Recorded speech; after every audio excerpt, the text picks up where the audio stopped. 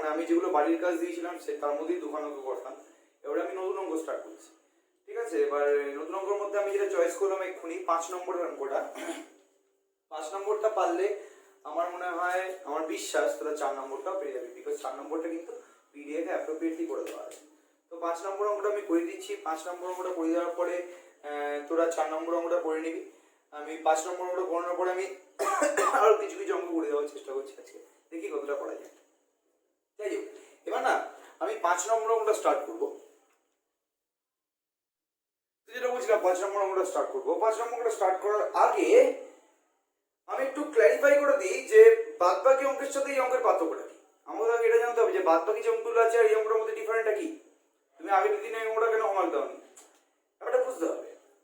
পার্থক্যটা হচ্ছে এই জায়গাতে, আগের দিনের যেই অঙ্কগুলো আমাদের বলে দিয়েছিল প্রত্যেকটা অঙ্কে একটা জিনিস কমন আছে। দেখ, কমন জিনিসটা ওটা না যে তোকে আর এর মানটা বের করতে হবে, একদম না। প্রত্যেকটা অঙ্কে ভেলোসিটির মানটা বলে দেওয়া আছে। ইনিশিয়াল যে ভেলোসিটিটা আছে তোর কিন্তু সেই মানটা প্রত্যেকটা অঙ্কে বলে দেওয়া আছে। এবার ইনিশিয়াল ভেলোসিটি যখন দরকার ছিল আমি ঝপ করে বসিয়ে দিচ্ছিলাম, কোনো প্রবলেমই ছিল না। বাট এই পার্টিকুলার অঙ্কটাতে সমস্যাটা হচ্ছে তোকে ইনিশিয়াল ভেলোসিটিটা বলে দেওয়া নেই, ওই একটা হিন্ট দেওয়া আছে।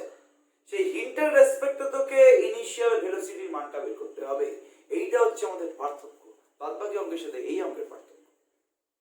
তাহলে এবার স্টার্ট করি। এবার বুঝতে পেরেছি যে কেন অঙ্কটা ইম্পর্টেন্ট, বিকজ এখানে ইনিশিয়াল ভেলোসিটিটা আমাদের বের করতে হবে। এটা হচ্ছে আমাদের মেইন কাজ।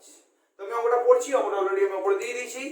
অঙ্কটা পড়ছি আমি, 5 নম্বর অঙ্ক। এটা বলছে a particle is projected at right angle at a distance A under a central force mu by R to the power n. কথা পরে হবে, আগে পিকচার টেকে নি।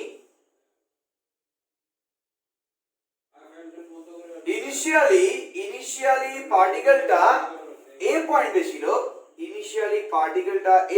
ছিল, এবার যে মেইন পরিস্থিতি তৈরি হয়েছে, এই এ পয়েন্টটাকে কিন্তু অ্যাপস বলে দেয়। আগে প্রত্যেকটা অঙ্কে এই পয়েন্টটাকে অ্যাপস বলে দিয়েছি, এই পয়েন্টটাকে অ্যাপস বলে দেয়। যাই দেখি না কি হয়। অ্যাপস বলে দেয়, খুব ভালো কথা। এবার দেখ, একটু ফলো করে দেখ, এটা ও পয়েন্ট, এটা যে কোনো আরবিট্রারি পয়েন্ট পি আর কমা থিটা বললাম। তাহলে এই অ্যাঙ্গেলটা হচ্ছে আমাদের থিটা। তাহলে কোন একটা সময় পার্টিকেলটা পি আর কমা থিটাতে আছে। এবার দেখ কি বলেছে, কোশ্চেনটা বলেছে যে particle is projected at right angles at a distance A under the central force mu by R to the power N. মানে সেন্ট্রাল ফোর্স বলে দিয়েছে, তো মানে পার ইউনিট মাসে ফোর্সটা বলে দিয়েছে কত, mu by R to the power N বলেছে, মানে কি mu into U to the power N. Clear পুরোপুরি ব্যাপারটা? ওকে, এবার ভালো করে ফলো কর। এবার প্রজেক্টরের রাইট অ্যাঙ্গেল, এবার দেখ মানে এটা বলতে চাইছি যে এ পয়েন্ট থেকে ওকে যেই ডিরেকশনে বা যেই ডিরেকশনে প্রজেক্ট করা হয়েছে, সাপোজ এ পয়েন্ট থেকে এই ডিরেকশনে প্রজেক্ট করা হয়েছে, বলছে যেই ডিরেকশনে প্রজেক্ট করা হয়েছে সেই ডিরেকশনটার সাথে মানে ইনিশিয়ালি তো এ পয়েন্টে ছিল, আর এটা হচ্ছে ওর ইনিশিয়াল লাইন। তাহলে এমন ভাবে প্রজেক্টটা করেছে যেটা কার সাথে রাইট অ্যাঙ্গেল করেছে, projected at a right angles at a distance a, মানে ইনিশিয়াল লাইনের সাথে রাইট অ্যাঙ্গেলের প্রজেকশনটা করা হয়েছে। মানে আমি বলতে চাইছি এটাই যে এই অ্যাঙ্গেলটা হচ্ছে 90 ডিগ্রি। ক্লিয়ার পুরোপুরি ব্যাপারটা? ওকে, না বুঝতে পারলে কিন্তু কোনো জায়গাটা বারবার করে বলছি বল। তাহলে আমরা কি বুঝতে পারলাম? এটা বুঝতে পারলাম যে আগে যে অঙ্কটাতে মেনশন করে দেয়নি যে ইনিশিয়ালি কোন অ্যাঙ্গেলে ছোড়া হয়েছে, তো আমি এটা বুঝতে পারলাম ইনিশিয়ালি পুরোপুরি পারপেন্ডিকুলারলি প্রজেক্ট করা হয়েছে। মানে যদি এই হরাইজন্টাল লাইনটার উপরে পার্টিকেলটা বসে থাকে তাহলে হরাইজন্টাল লাইনের সাথে পুরোপুরি পারপেন্ডিকুলারলি প্রজেক্ট করা হয়েছে। এবার প্রজেক্ট করা হয়েছে বুঝলাম, এবার অন্যান্য অঙ্কে ভেলোসিটিটা বলে দিয়েছে যে কত ভেলোসিটিতে প্রজেক্ট করা হয়েছে।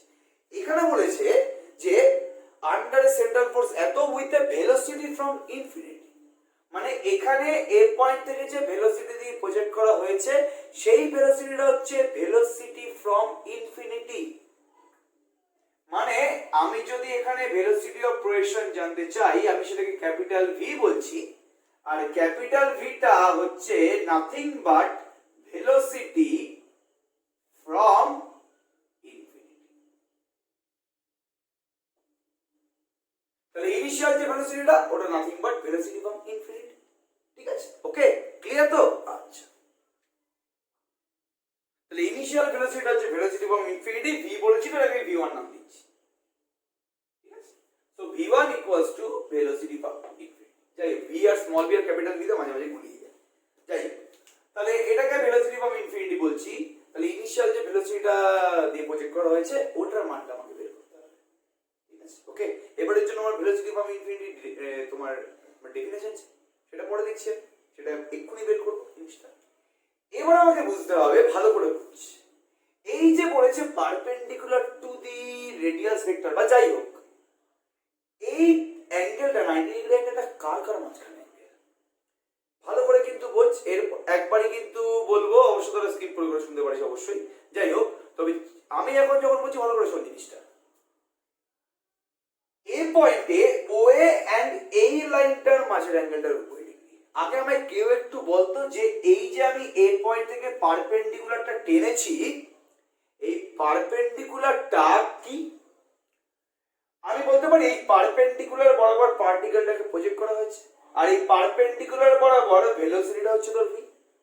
এবার দেখ, আমি এটা দাবি করেছি যে এই এ পয়েন্ট থেকে আমি যে স্ট্রেট লাইনটা, এই যে আমি স্ট্রেট লাইনটা এখানে এঁকেছি, এইটা হচ্ছে পার্টিকেলটার ভেলোসিটি ডাইরেকশন। যেই লাইন বরাবর ছুটবে পার্টিকেলটা তো সেই লাইন বরাবরই নিজের ভেলোসিটিটা ডিরেকশন দেবে নাকি রে? ব্যাপারটা বুঝতে পারি কি বলতে চাই? তাহলে আমি এ পয়েন্ট থেকে যে ডিরেকশনে পার্টিকেলটা ছুড়েছি সেই ডিরেকশনে কিন্তু পার্টিকেলটার ভেলোসিটি ডিরেকশন, ক্লিয়ার? এবার আমাকে বল যে পার্টিকেলটা যখন কোনো পার্টিকেল যখন কার্ভ বরাবর মুভ করে, সেই কার্ভ বরাবর মুভ করার সময় পার্টিকেলটার ভেলোসিটি কোন ডাইরেকশনে বরাবর কাজ করে? অলওয়েজ ট্যানজেন্ট বরাবর। আমি যদি কোনো একটা আরবিট্রারি কার্ভ নিই, এই সাপোজ এই কার্ভটা, এই কার্ভে যদি আমি এই পয়েন্টের ভেলোসিটি জানতে চাই বা ডিরেকশন জানতে চাই, তাহলে আমি শিওর যে এই পয়েন্টে যে ট্যানজেন্টটা আছে সেই ট্যানজেন্ট বরাবর পার্টিকেলের ভেলোসিটি ডাইরেকশন হবে। তাহলে এই পয়েন্টে যে আমি ভেলোসিটি বললাম ভেলোসিটি অফ ইনফিনিটি, তাহলে এই পয়েন্টের ভেলোসিটি ডাইরেকশনটা কি হবে? এই পয়েন্টের ট্যানজেন্ট বরাবর। তাহলে এই পয়েন্টের ট্যানজেন্ট বরাবর, তাহলে এই লাইনটা কিন্তু নাথিং বাট ট্যানজেন্ট, এই পয়েন্টের ট্যানজেন্ট। আর এইটা কি রে? এই ওইটা কি? এটা এ পয়েন্টের রেডিয়াস ভেক্টর। তাহলে আমি এইটুকুনি বুঝতে পারছি এই যে তীর দেওয়া লাইনটা নাথিং বাট এ পয়েন্টের ট্যানজেন্ট, বিকজ এই লাইন বরাবর ভেলোসিটি আছে, মানে এটাই ট্যানজেন্ট, বিকজ ট্যানজেন্ট বরাবরই ভেলোসিটি। আর ওইটা হচ্ছে নাথিং বাট ও রেডিয়াস ভেক্টর। এবার একটু ভাব, রেডিয়াস ভেক্টর আর ট্যানজেন্টের মাঝের অ্যাঙ্গেলটাকে আমি কি বলতাম? যদি এই ছবিটা আঁকি তাহলে কি তুই বুঝতে পারবি? এই যে এই ছবিটা যদি আমি আঁকি, এটাকে আমি পি পয়েন্ট বলছি, এটা পি পয়েন্টের ট্যানজেন্ট, এটা হচ্ছে পি পয়েন্টের রেডিয়াস ভেক্টর, এই অ্যাঙ্গেলটাকে আমি ফাই বলতাম। সেন্টার অরবিটের উপরে কোন একটা পয়েন্টের ট্যানজেন্ট এন্ড সেই পয়েন্টের রেডিয়াস ভেক্টরের মাঝের অ্যাঙ্গেলটা হয় এটা ফাই। ট্যানজেন্ট আর রেডিয়াস ভেক্টরের মাঝের অ্যাঙ্গেলটা ফাই, আর এখানে সেই এ পয়েন্টের ট্যানজেন্ট আর রেডিয়াস ভেক্টরের মাঝের অ্যাঙ্গেলটাকে 90 ডিগ্রি বলেছে। মানে বলতে পারি এ পয়েন্টে ফাই এর মানটা হচ্ছে 90 ডিগ্রি রে। তাহলে এ পয়েন্টে ফাই এর মানটা 90 ডিগ্রি। এবার আমি কোশ্চেনটা তোকে এটা বলবো যে এ পয়েন্টে যদি ফাই এর মানটা 90 ডিগ্রি হয় তাহলে এ পয়েন্টটা কি? আচ্ছা, একটু মনে করে রাখতো কোন পয়েন্টে ফাই এর মানটা 90 ডিগ্রি হয়। যদি খুব ভুল না হই, কোন পয়েন্টে ফাই এর মানটা 90 ডিগ্রি হয়? আমি যদি বলি অ্যাবসেট, অ্যাবসেট তিনটে প্রপার্টি মনে আছে? অ্যাবসেট তিনটে প্রপার্টি হচ্ছে, প্রথমটা হলো তোর ডিউ ডি থিটা বা ডিআর ডি থিটা, এটা 0। 2 নম্বর কি ছিল? Phi equals to pi by 2, আর 3 নম্বর ছিল পি ইকুয়ালস টু আর। মানে যেই পয়েন্ট এই তিনটের মধ্যে একটা কন্ডিশন স্যাটিসফাই করে যাবে, সে বাদ বাকি তিনটে কন্ডিশনই স্যাটিসফাই করবে। আমি যদি কোনো পয়েন্টে দেখি যে পি এর মান আর এর মানটা সেম হচ্ছে, সেই পয়েন্ট অ্যাবস, তার মানে তার জন্য বাদ বাকি দুটো কন্ডিশনে স্যাটিসফাই করবে। আমি যদি কোনো জায়গায় দেখি যে ডিউ ডি থিটার মানটা 0, তার মানে সেখানে ফাইটা পাই বাই 2 পিটা। কোনো জায়গায় যদি দেখি আমি ফাই এর মানটা পাই বাই 2, সেখানে p equals to r du d তোমার du d theta equals to 0। তাহলে এই যে পয়েন্টটা আছে, এই এ পয়েন্টের যে ট্যানজেন্টটা, এটা ট্যানজেন্ট কি করে বললাম আবার বলছি, বিকজ এই লাইন বরাবর ভেলোসিটি আছে, বিকজ এই লাইন যেই লাইন বরাবর প্রজেক্ট করা যায় সেই লাইন বরাবর তো ভেলোসিটি থাকবে নাকি? তাহলে ভেলোসিটি অলওয়েজ ট্যানজেন্ট বরাবর থাকে, যেই লাইন বরাবর প্রজেক্ট করা হয়েছে সেই লাইন বরাবরই ভেলোসিটি থাকবে। আবার ভেলোসিটি অলওয়েজ ট্যানজেন্ট বরাবর কাজ করে, তাহলে এই যে লাইনটা আমি এঁকেছি এটা কি ট্যানজেন্ট? এটা কি এ পয়েন্টের ট্যানজেন্ট? আর এটা কি ওইটা কি এ পয়েন্টের রেডিয়াস ভেক্টর? তাহলে এ পয়েন্টের ট্যানজেন্ট আর রেডিয়াস ভেক্টরের মাঝে অ্যাঙ্গেল কি 90 ডিগ্রি। যে কোনো আরবিট্রারি পয়েন্ট পি তার রেডিয়াস ভেক্টর আর ট্যানজেন্টের মাঝের অ্যাঙ্গেলটা কত ফাই, তাহলে এখানে ফাই এর মানটাই 90 ডিগ্রি, মানে এই পয়েন্টটা নাথিং বাট অ্যাপস। তাহলে এই পয়েন্টটা হচ্ছে আমাদের অ্যাপস। ক্লিয়ার পুরোপুরি ব্যাপারটা?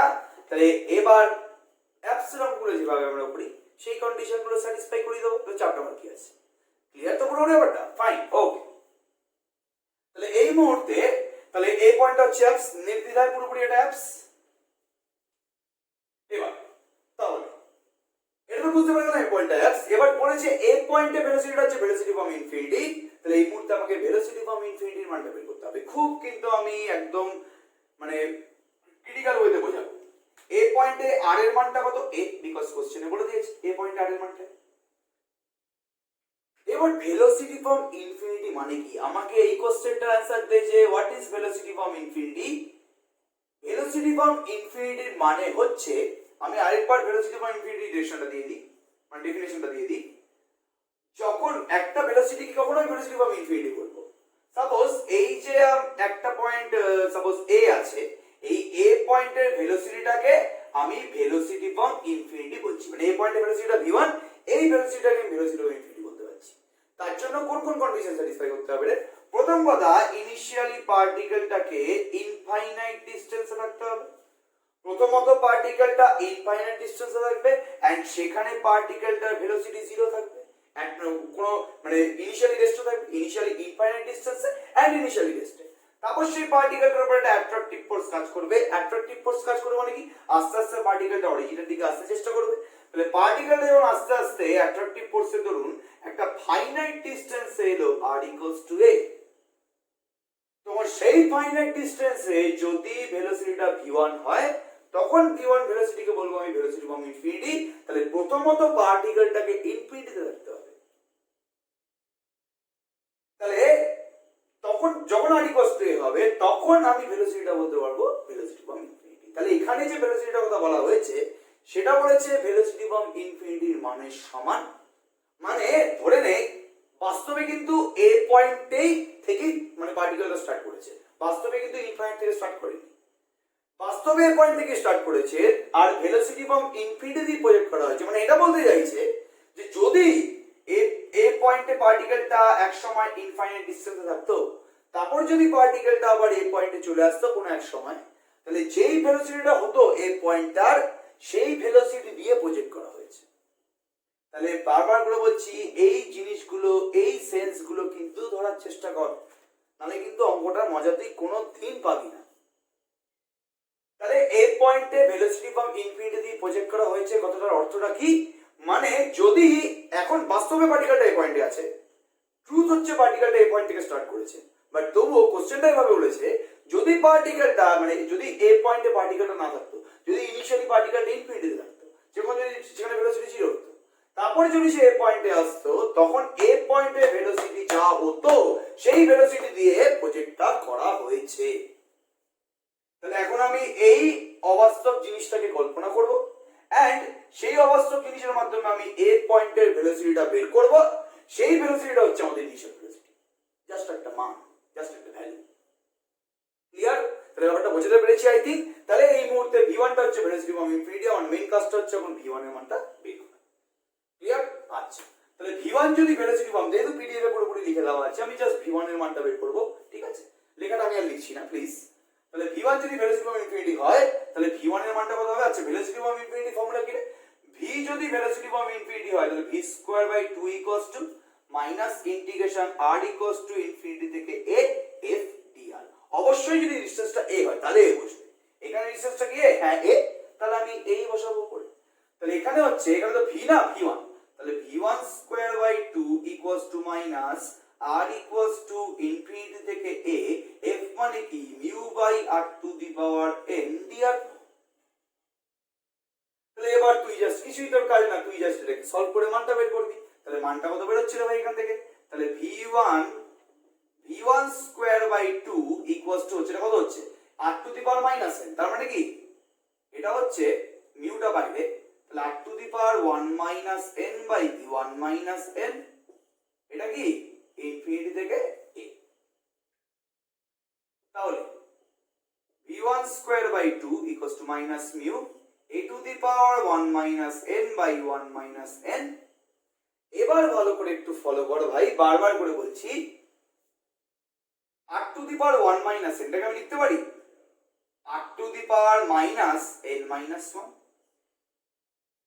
তাই তো, আর নিচে 1 minus n, ঠিক আছে, ওকে। এটা আমি লিখতে পারি যে এটা হচ্ছে r to the power n minus, মানে আমি বলতে চাইছি, মানে যদি আমি এখানে r to the power n minus 1 লিখে কাজ করি, এখানে r to the power n minus 1 লিখে দিই, এটাকে তাহলে minus n minus 1 অবশ্যই হতেই পারে জিনিসটা, আর নিচেটাকে n minus 1 লিখে দিই, তাহলে বাইরের মাইনাসটা আমার অ্যাবজর্ব করতে সুবিধা হবে, ঠিক আছে। যাই হোক, তাহলে মিউ এখানে হচ্ছে ধর a to the power minus n minus 1 by n minus 1, আর আমি যদি ইনফিনিটি বসিয়ে দিই না, তাহলে একটু ভালো করে ফলো কর, ইনফিনিটি বসিয়ে দিলে r to the power মানে r to the power minus n minus 1, তাহলে এটা হচ্ছে 1 by r to the power n minus 1, তুই আরেক জায়গায় ইনফিনিটি বসাচ্ছিস, infinity to the power minus something, মানে 1 by r to the power n minus 1, তাহলে আলটিমেটলি তো এটা 0 হয়ে যাচ্ছে, বিকজ এটা হচ্ছে 1 by r to the power n minus 1, তারপর তুই আরেক জায়গায় ইনফিনিটি বসালি, তাহলে 1 by infinity মানে কি 0, তাহলে তো কত আসছে এখান থেকে আমি বলতে পারি। তাহলে এই কেসটা বুঝতে পারছি, আই গেস এটাই মুছে দিচ্ছি, তাহলে v1 square by 2 equals to minus তা হবে না, sorry, mu by n minus 1 into 1 by a to the power n minus 1, তাহলে v1 square, v1 টা কত হচ্ছে root over 2 mu by n minus 1 1 by a to the power n minus 1 by 2, এটা হচ্ছে আমাদের ভেলোসিটি বাউন্ড ইনফিনিটি। তাহলে initially তো এই ভেলোসিটি বাউন্ড ইনফিনিটি দিয়ে প্রজেক্ট করা হয়েছে, তাহলে এতদিন ধরে যে অঙ্কটা করছি সেই অঙ্কেতে আমাদের এই জিনিসটা ছিল না, এখন আমাদের নতুন করে এই জিনিসটা বের করতে হচ্ছে, ক্লিয়ার পুরোপুরি ব্যাপারটা, ফাইন, ওকে। তাহলে ইনিশিয়াল ভেলোসিটি মানটা আমি পেয়ে গেছি, খুব ভালো কথা। তাহলে এই মানটা এখন আমি রাখবো এখানে, বাদ বাকি পার্টগুলো মুছে দিচ্ছি, তোরা আই থিংক বুঝতে পেরে গেছিস। তাহলে v1 এর মানটা আমি বের করে নিয়েছি, যখনটা লিখে দিই root over 2 mu by n minus 1 1 by a to the power n minus 1 by 2। এবার নেক্সট কাজটা কি, নেক্সট কাজটা হচ্ছে, আচ্ছা এটা কিন্তু অ্যাপস আমি জেনে গেছি, আমাদের টার্গেটটা কি, টার্গেটটা হচ্ছে আমাদের এই পার্টিকেল মানে তোর কার্ভের ইকুয়েশনটা বের করা, r equals to something prove করতে বলেছে, তোরা উপরে দেখতে পাচ্ছিস কোশ্চেনটাকে। তো যাই হোক, এবার r আর থিটার মধ্যে সম্পর্ক যদি বের করতে, তাহলে কার মধ্যে সম্পর্ক বের করতে হবে, u আর থিটার মধ্যে, বিকজ u মানে হচ্ছে 1 বাই r। তাহলে u আর থিটার মধ্যে যদি সম্পর্ক বের করতে হয় আমাদের, তাহলে সবার আগে আমাদের কি করতে হবে, এই যে ডিফারেনশিয়াল ইকুয়েশনটা আছে, এই ডিফারেনশিয়াল ইকুয়েশনটা আমাদের সলভ করতে হবে। তাহলে এই ডিফারেনশিয়াল ইকুয়েশনটা সলভ করতে যদি হয়, তাহলে কিভাবে সলভ করব, সবার আগে তুই f এর মানটা বসিয়ে দে। তাহলে f এর মানটা বসালে হচ্ছে mu by h square u to the power n minus 2, এটা 2 number equation, and this equation is first equation। এবার নেক্সট কাজটা কি, নেক্সট কাজটা হচ্ছে কি, এটাকে সলভ করা। সলভ করার মেইন টার্গেটটা কি, কিভাবে আমি সলভ করব, আচ্ছা আমি ডিফারেনশিয়াল ইকুয়েশন তো পেয়ে গেছি, বাট আমি কি mu by h square এর মানটা জানি না, তাহলে mu by h square এর মানটা আমি জানি না, তাহলে আমার মেইন প্রায়োরিটি হচ্ছে mu by h square এর মানটা বের করা। তাহলে mu by h square এর মানটা বের করার জন্য আমি কোন ইকুয়েশন কাজে লাগাচ্ছি ভালো করে দেখ। তাহলে আমি জানি যে কনস্ট্যান্ট বের করতে গেলে ইনিশিয়াল কন্ডিশন লাগে, তাহলে ইনিশিয়ালি আমি কি বলতে চাইছি, ইনিশিয়ালি আমি কি বলতে পারবো, initially at a, initially at এতে বলতে পারবো। আচ্ছা mu by h square বের করতে গেলে কোন ইকুয়েশন কাজে লাগাবো, এটা আমি অনেক আগের ভিডিওতে বলেছিলাম, pv equals to h, কেন, বিকজ এর মতো এই ইকুয়েশনটাই আছে যে ইকুয়েশনে একসাথে নিউ আর h টা আসবে, সো তুই ইজিলি mu by h করে মানটা বের করবি। অন্যান্য ইকুয়েশনে কিন্তু তোকে mu আর h টা কোনো ইকুয়েশন একসাথে আসছে না, সো কোনো কিছু মুখস্থ না যে আমি এখনই এইটা ইউজ করব, এখন আমি এই ইকুয়েশনটা ইউজ করব, একদম না।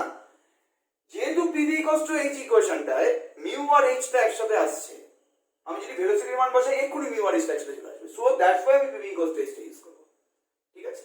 তাহলে pv equals to h টা এই কোশ্চেনে আমি ইউজ করব, তার জন্য আমার কি লাগবে, ইনিশিয়াল ভেলোসিটি লাগবে, ইনিশিয়াল p এর মান লাগবে, p টা কি, p টা হচ্ছে পারপেন্ডিকুলার ডিসটেন্স, কোথা থেকে কোথায় পারপেন্ডিকুলার ডিসটেন্স তোরা সবাই জানিস, ও পয়েন্ট থেকে কোন একটা আরবিট্রারি পয়েন্ট p এর উপরে, p এর ট্যানজেন্টের উপরে পারপেন্ডিকুলার ডিসটেন্স। যাই হোক, ইনিশিয়ালি অ্যাট এ তে p এর মানটা কত, আচ্ছা এ পয়েন্টটা অ্যাপস না, এক্ষুনি বললাম যে কেন অ্যাপস, লেখাটা পুরোপুরি লিখে দেওয়া দেওয়া আছে, চিন্তা নেই।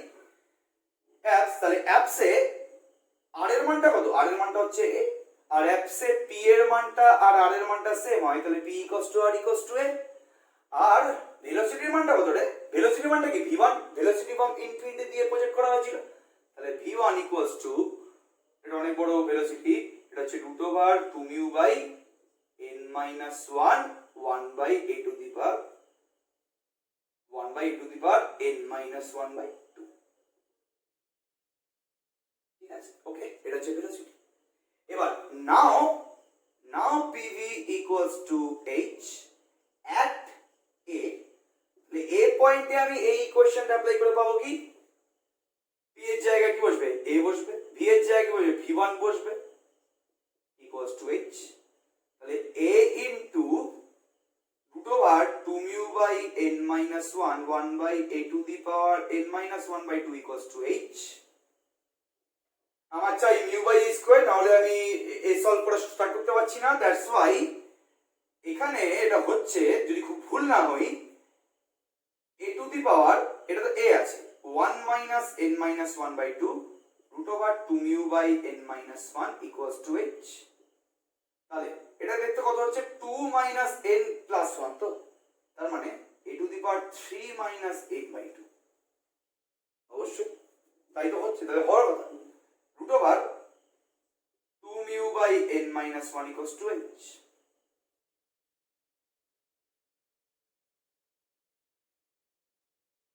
তাহলে mu by a স্কয়ার বের করতে হবে, তো যদি বোথ সাইডে হোল স্কয়ার করবে, তাহলে a to the power 3 minus n into 2 mu by n minus 1 equals to h square.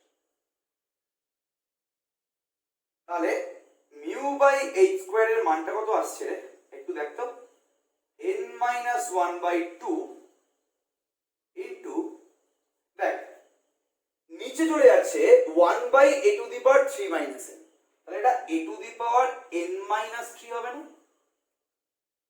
তাই তো a স্কয়ারটা দিকে চলে গেল, বাকি সব আমরা দিকে চলে গেল, তাহলে mu by a স্কয়ারটা পার্টিকুলার মান চলে এলো n minus 1 by 2 a to the power n minus 3, এটা জব করে বসিয়ে দেবো কোথায়, 2 নম্বর ইকুয়েশনে। ঠিক আছে, বোর্ডটা অতি ছোট, দ্যাটস ওয়াই করতে হচ্ছে কি, এটাকে মুছে মুছে করতে হচ্ছে, তো মুছে মুছে করছি। তাহলে এই মুহূর্তে এই পার্টটা পুরোপুরি মুছে দিচ্ছি, দেখতে পেলে কিভাবে হলো জিনিসটা, কেন ইউজ করলাম সব বলে দিয়েছি। তো এবার এই মুহূর্তে কাজটা হচ্ছে আমাদের এই মিউ বাই এইচ স্কয়ার মানটা এই ইকুয়েশনটা বসিয়ে দেয়, তাহলে d square u d theta square plus u equals to mu by square n minus 1 by 2 a to the power n minus 3 u to the power n minus 2। Clear? এবার next কাজটা কি, solve করা। প্রথমে আমি একবার integrate করব, due d theta আসবে, তারপর আবার ইন্টিগ্রেট করব, ইউ আসবে, উল্টে দেব, আর চলে আসবে। এই তো ফান্ডা আমাদের। যাই হোক, তাহলে এই মুহূর্তে আমাদের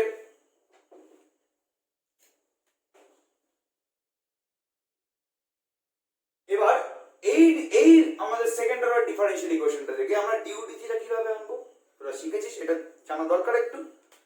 মাল্টিপ্লাইং বাই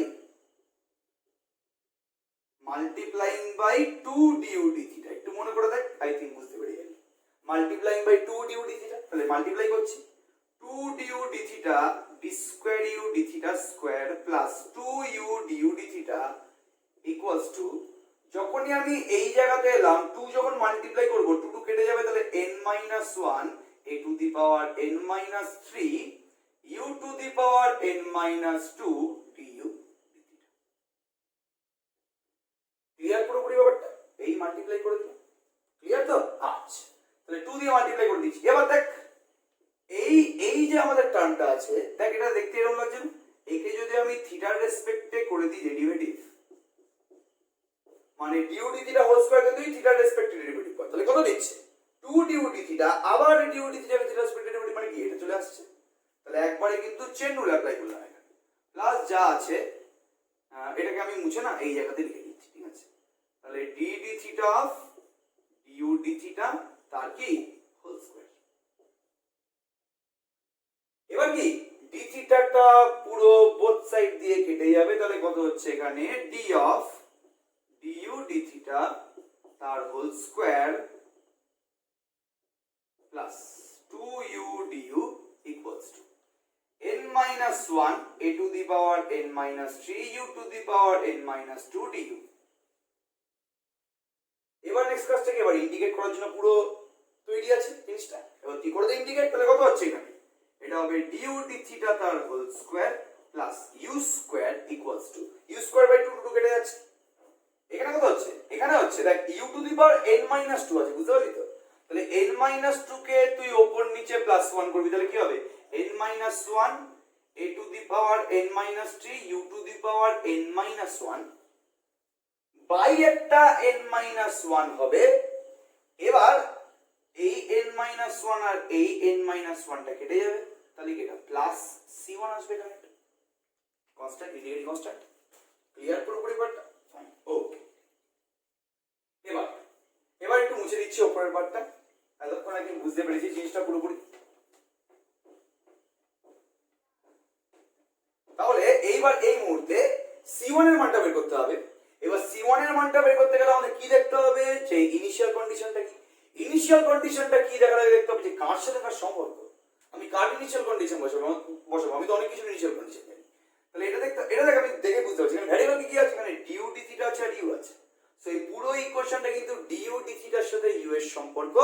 তাহলে du d থিটার ইনিশিয়াল কন্ডিশন লাগবে এন্ড u এর ইনিশিয়াল কন্ডিশন লাগবে এ পয়েন্টে কি অ্যাপস, তাহলে ইনিশিয়ালি at অ্যাপসে du d থিটা কি হয়, অ্যাপসের ফার্স্ট প্রপার্টি কি, du d থিটা বা dr d থিটা 0। এই দেখ পাশে ফর্মুলা আছে, লিখে দেওয়া আছে অলরেডি। অ্যাপসে du d theta 0 as well as অ্যাপসে r এর মানটা কত, এখানে অ্যাপসে r এর মানটা কত ছিল রে, এখানে তো r ইকুয়ালস টু a বলে দিয়েছিল না কোশ্চেনে, যে ইনিশিয়ালি a ডিসটেন্সে ছিল। তাহলে u এর মানটা কত হচ্ছে 1/a। ওকে, তাহলে u এর মানটা এই মুহূর্তে 1/a হয়ে গেছে। তাহলে আমি u এর মানটা জানি, r এর মানটা জানি, জাস্ট আমি সরি r এর মানটা বলছি, du d থিটার মানটা জানি, জাস্ট আমি এখানে বসিয়ে দেব, আর কোনো কাজ নেই আমার। তাহলে বসিয়ে দে, তাহলে এটা 0 1/a square equals to a to the power n minus 3 into u কত 1/a, তাহলে 1/a two the power n minus 1 plus কি c1। তাহলে কত হচ্ছে এটা, দেখ 1/a স্কয়ার, এখানে দেখ ভালো করে দেখ, এটা a to the power minus 2 plus c1 আসছে না, কাটাকুটি কত বলেছে, তাহলে এটা কেটে গেল, তাহলে c1 টা আই থিং কত আসছে 0। তাহলে c1 যদি এই মুহূর্তে 0 চলে আসে, তাহলে আমি ইন্টিগ্রেটিং কনস্ট্যান্টের মানটা পেয়ে গেলাম, জব করে এখানে বসিয়ে দেবো, তাহলে আমাদের proper first order differential equation কিন্তু চলে আসছে। তাহলে ফার্স্ট অর্ডার ডিফারেনশিয়াল ইকুয়েশনটা চোখ বন্ধ করে পেয়ে গেছি, c1 এর জায়গায় 0 বসিয়ে দিলে এটা হচ্ছে আমাদের ফার্স্ট অর্ডার ডিফারেনশিয়াল ইকুয়েশন। এইটা মুছে দিলাম। এবার নেক্সট কাজটা হচ্ছে du d থিটার মানটা বের করা। তার আগে u স্কয়ারটাকে নিয়ে চলে যাই ওদিকে, তাহলে du d থিটা তার whole square equals to a to the power n minus 3 u to the power n minus 1 minus u square, du d theta তার whole square equals to u square যদি common নিয়ে নি না, তাহলে এখানে হচ্ছে a to the power n minus 3 u to the power n minus 3 minus 1, এটা হচ্ছে du d theta whole square. তাহলে du d থিটা হলোটা কি আসছে, এটা তো বুঝতে পারছি যে রুট হবে u root over a to the power n minus 3 u to the power n minus 3 minus 1। But এর আগে প্লাস হবে না মাইনাস, এর আগে প্লাস হবে না মাইনাস, এটা নিয়ে কিন্তু সবথেকে বড় কোশ্চেন। বারবার বলেছি যে du d থিটাটাকে এভাবে ভাব, এটা হচ্ছে থিটার রেসপেক্টে u এর চেঞ্জ। এবার আমি কি বল, থিটার মানটা কি বাড়ছে না, থিটার মানটা অলওয়েজ বাড়ছে।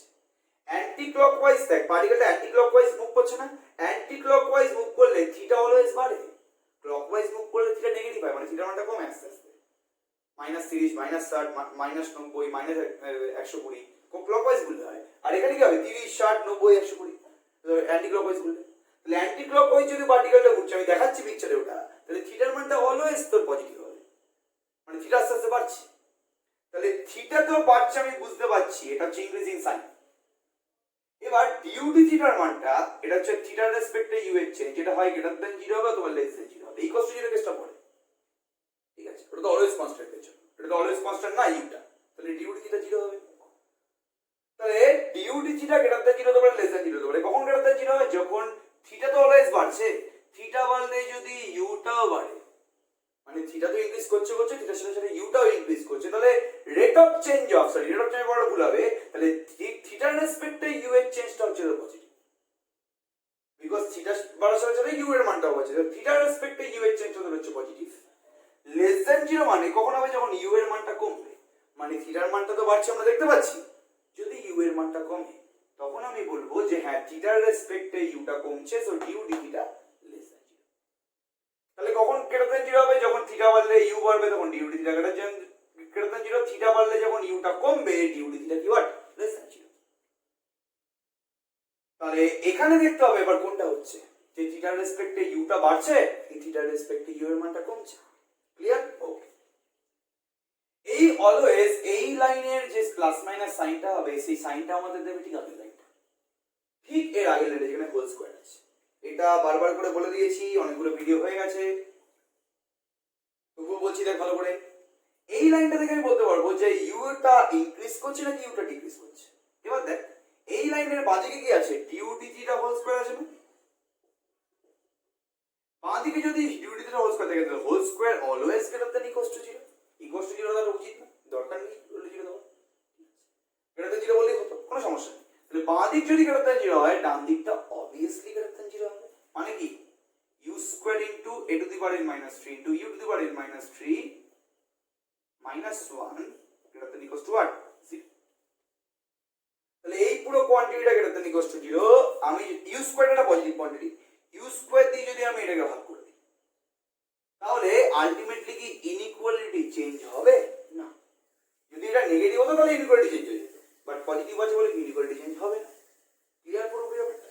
তাহলে আমাকে একটু বল, তাহলে a to the power n minus 3 u to the power n minus 3 এটাকে কি আমি গ্রেটার দ্যান ইকুয়াল টু 1 বলতে পারি? 1টাকে আমি ওইদিকে নিয়ে চলে গেলাম, তাহলে কি আমি u to the power n minus 3 greater than equal to 1 by a to the power n minus 3 বলতে পারি? এন্ড এর পরের লাইনটাতে u এর মানটা greater than equal to 1 by a, এটা কি বলতে পারি?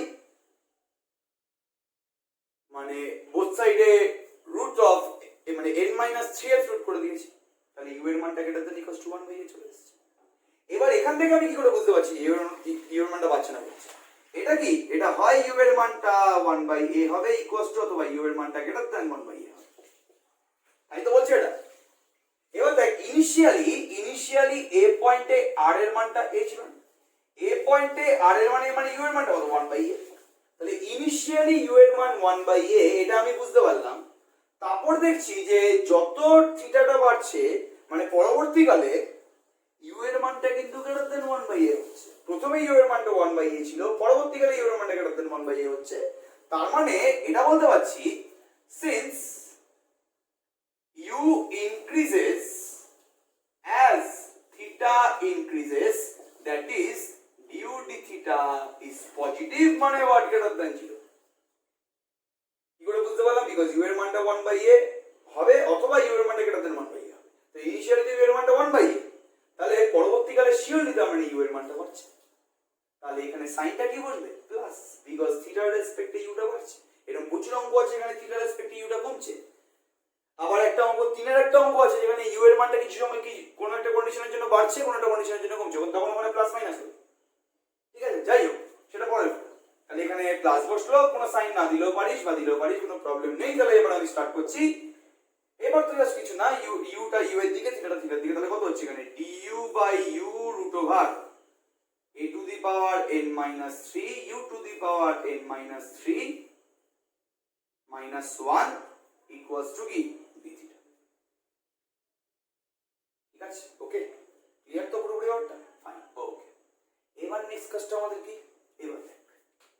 এবার ভালো করে ফলো কর। এবার হচ্ছে ইন্টিগ্রেশনের খেলা, পাতি। তাহলে du, একটা কাজ করছি আমি, এরকম করার চেষ্টা করছি। এটাকে লিখতে পারি কি আমি? এটাকে u, এটা হচ্ছে a to the power n minus 3 by 2 u to the power n minus 3 by 2 এদের হোল স্কয়ার মাইনাস 1। এটা তো লেখা যায়, লিখতে পারি তো এটা, বিকজ এখানে a to the power n minus 3 আছে, e two the power n minus 3 আছে, তাহলে এটা হোল স্কয়ার মাইনাস 1 বাইরে এটা u আছে, কোনো প্রবলেম ক্লিয়ার পুরোপুরি ব্যাপার? Okay fine. আচ্ছা ইকুয়ালস টু হোয়াট? ক্লিয়ার তো? আচ্ছা এবার এবার দেখ যদি এরকম করি, আচ্ছা আমি দেখি যে এখানে যে যার আমি স্কোয়ার করলাম সেই স্কোয়ারটার মানে এই টার্মটার ডেরিভেটিভ বলে কি আসে? ঠিক আছে ওকে, চাইলে কিন্তু তুই এই মুহূর্তে থেকে জেড স্কোয়ার ধরে নিতে পারিস বা জেড ধরে নিতে পারিস, কোনো প্রবলেম নেই। ঠিক আছে, বাট আমি ভ্যারিয়েবল ধরার দিকে যাচ্ছি না, আমি একটু ডি মেথডে পুরোপুরি করে দেওয়ার চেষ্টা করছি। ঠিক আছে ওকে আচ্ছা, তাহলে এখানে ডি মেথড করার চেষ্টা করছি, তাহলে একটু দেখি যে এইটাকে ডেরিভেটিভ বলে কি আসছে। ঠিক আছে ওকে, তাহলে সেই অনুযায়ী আমি পুরোপুরি ব্যাপারটাকে সাজাবো, আমি একটা ফর্মুলায় আনার চেষ্টা করছি এটা। ঠিক আছে, আর চাইলে তোমরা জেড ধরেও করতে পারছি, কোনো প্রবলেম নেই, তাহলে একটা এক্সট্রা ভেরিয়েবল বেড়ে যাবে, একটু ঝামেলা হবে। যাই হোক আমি একটু তাড়াতাড়ি করে দিই জিনিসটা। তাহলে এবার দেখ আমি রাফে একটু করছি ডেরিভেটিভটা, তাহলে কত আসছে? এই ডেরিভেটিভ কি আছে দেখ, দেখ a to the power n minus 3/2 টা তো কনস্ট্যান্ট, এটাকে ডেরিভেটিভ করলে আসবে দেখ এটা n মাইনাস 3/2 আসবে, একটা আসবে হচ্ছে u to the power n minus 3/2 minus 1 মানে কি n মাইনাস 5/2 du, মানে ডিফারেনশিয়াল নিচ্ছি, ডেরিভেটিভ না অ্যাকচুয়ালি ডিফারেনশিয়াল নিচ্ছি, দ্যাটস ওয়াই লাস্টে du আছে। তাহলে a to the power n এটা তো কনস্ট্যান্ট, এটা তো আগেরটা পাওয়ারটা নিচে নামলো, তারপর u to the power n minus 3/2 minus 1 মানে কি n মাইনাস 5/2। তাহলে আমার মেইন টার্গেটটা হচ্ছে এর ডেরিভেটিভটা আমাকে কোনো একটা জায়গায় আনতে হবে এখানে। এবার দেখ কিভাবে আনছি আমি, ঠিক আছে একটু ফলো কর, তাহলে ডি মেথডের ট্রিক্স গুলো বুঝতে পেরে যাবি। আচ্ছা ইন্টিগ্রেশন করে দিব হচ্ছে, এবার দেখ আমি এইটা আনার জন্য না কি করলাম দেখ, আমি না ওপর নিচে u to the power n minus 3/2 দিয়ে ওপর নিচে মানে ওপর নিচে টার্মটা লিখলাম n মাইনাস 3/2। ঠিক আছে ওকে, অলরেডি একটা u কিন্তু এখানে আছে, আর রুট ওভার যা ছিল এখানে a to the power n minus 3/2 u to the power n minus 3/2 তার whole square minus 1 equals to কি থিটা প্লাস c2। ঠিক আছে ওকে আচ্ছা, আর du আছে এখানে একটা। এবার দেখ যেই নিচে বাই u আছে, এই বাই u টার জন্য এটা যদি উপরে উঠে যায় এটা আবার u to the power n minus 3/2 minus 1 হবে না, মানে কি লিখতে পারি u to the power n minus 5/2 du। দেখ নিচের এই পার্টটার না ডেরিভেটিভের টার্মটা চলে এসেছে, সেটা আমি ভেরিয়েবল ছিল, তাহলে ডেরিভেটিভের টার্মটা চলে এসেছে u to the power n minus 5/2, just u টা আমি উপর নিচে তোমার কাটাকুটি করলাম, by u to the power n minus 3/2 root over যা ছিল a to the power n minus 3/2 তার whole square, sorry into u to the power n minus 3/2 তার whole square minus 1 equals to কি থিটা প্লাস c2।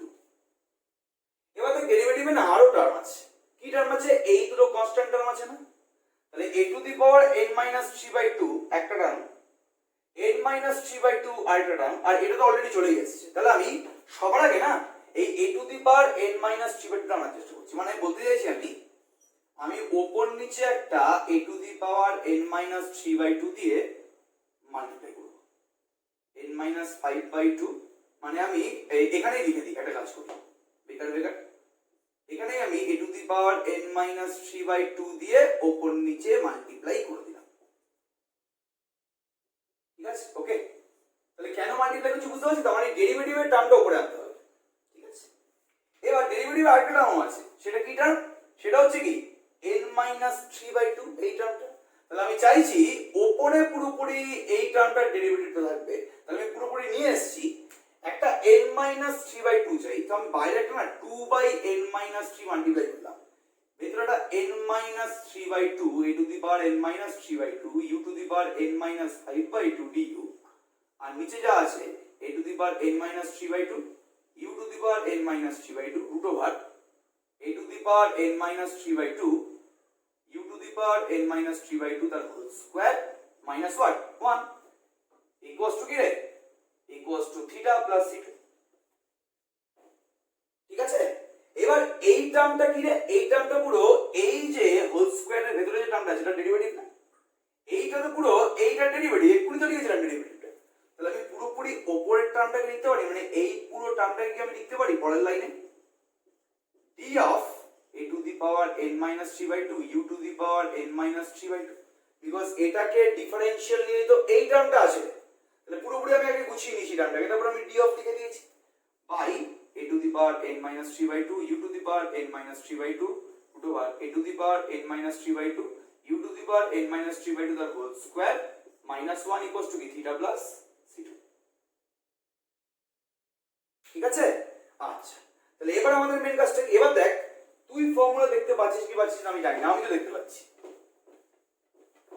তোদের কারো এই ফর্মুলাটা মনে আছে dx by x root over x square minus 1 এটা ক্লাস 12 এর ফর্মুলা এটা ডাইরেক্ট ফর্মুলা হচ্ছে sec inverse x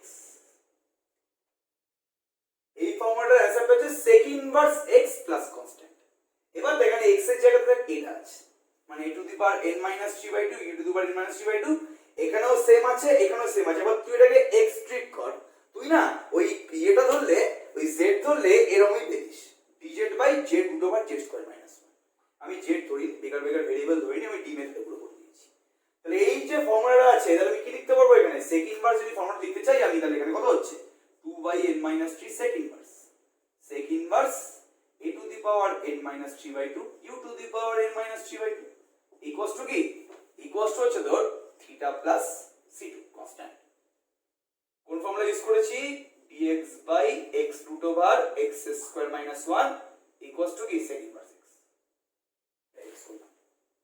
ক্লিয়ার আচ্ছা ওকে এবার নেক্সট কাজটা কি নেক্সট কাজটা হচ্ছে কি ইনিশিয়াল কন্ডিশনের সাহায্যে c2 মানটা বের করা কার সাথে কার সম্পর্ক u এর সাথে থিটার সম্পর্ক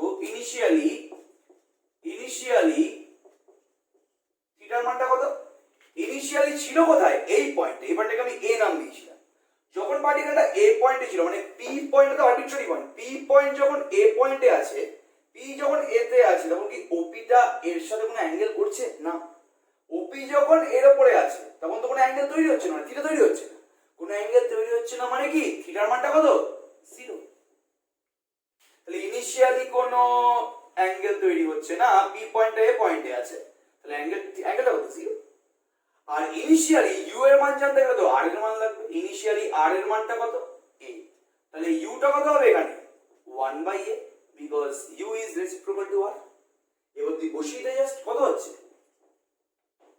2 by n minus 3 sec inverse u এর জায়গায় 1 by a বসালে না এটা 1 আসবে u এর জায়গায় 1 by a বসালে এটা 1 আসবে sec inverse 1 equals to 0 plus c2 এবার cos inverse 1 আর sec inverse 1 এর ভ্যালু সেম কত ভ্যালু sec inverse 1 মানে 0 সো c2 এর মানটা কত হচ্ছে এখানে 0 sec inverse 1 যদি 0 হয়ে যায় তাহলে c2 এর মানটা কত হবে এখানে চোখ বন্ধ করে 0 তাহলে c2 এর মানটা যদি 0 হয়ে যায় তাহলে এখানে বসিয়ে দিলে কত হচ্ছে 2 by n minus 3 sec inverse a to the power n minus 3 by 2 u to the power n minus 3 by 2 equals to theta তাহলে n 2 by n minus 3 ওদিকে নিয়ে চলে যাবে তাহলে কত হচ্ছে 2 by n minus 3 ওদিকে নিয়ে চলে গেলে হবে sec inverse a to the power n minus 3 by 2 u to the power n minus 3 by 2 equals to হচ্ছে ধর n minus 3 by 2 into theta sec টা ওদিকে নিয়ে চলে গেলে কত হচ্ছে a to the power n minus 3 by 2 u to the power n minus 3 by 2 equals to sec n minus 3 by 2 theta u মানে কি 1 by r তাহলে a to the power n minus 3 by 2 by r to the power n minus 3 by 2 equals to হচ্ছে 1 by cos n minus 3 by 2 theta তাহলে cross multiply করে they both সাইডে তাহলে হচ্ছে এখানে আসছে